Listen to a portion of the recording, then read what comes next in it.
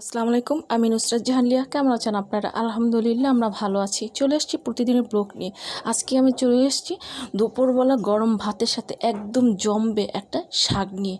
আসুন দেখাই, শেয়ার করছি কি শাক। তো বসিয়ে দিয়েছি কড়াইতে দিয়ে দিচ্ছি তেল, দিয়ে দিচ্ছি পেঁয়াজ, দিয়ে দিচ্ছি কাঁচামরিচ,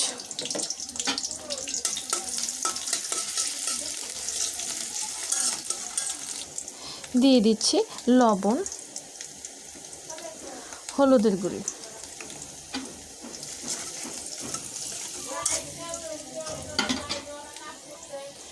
দিয়ে দিচ্ছি সরিষা বাটা বা সরিষা পেস্ট,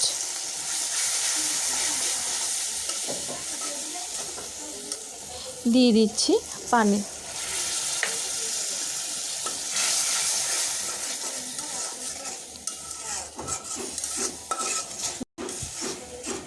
মশলাটা কষে আসছে, দিয়ে দিচ্ছি মূলা শাক।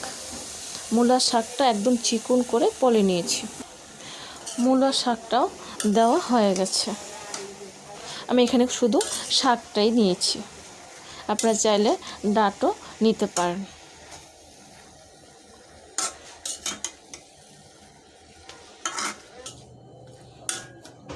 শাকটা হতে কিন্তু বেশি একটা সময় লাগবে না।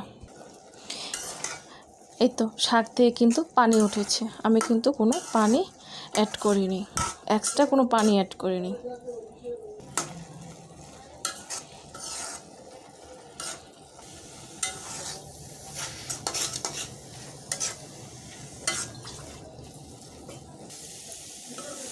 সরিষা মূলা শাক একেবারেই রেডি, দেখতে পাচ্ছেন একটু পানি নেই।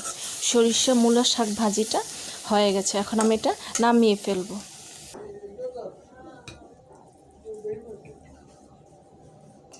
তৈরি হয়ে গেছে সরিষা মূলা শাক।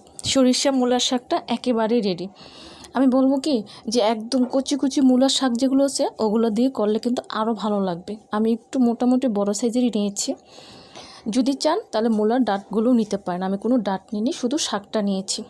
দুপুরবেলা গরম ভাতের সাথে সরিষা মূলা শাকটা একেবারে জমবে।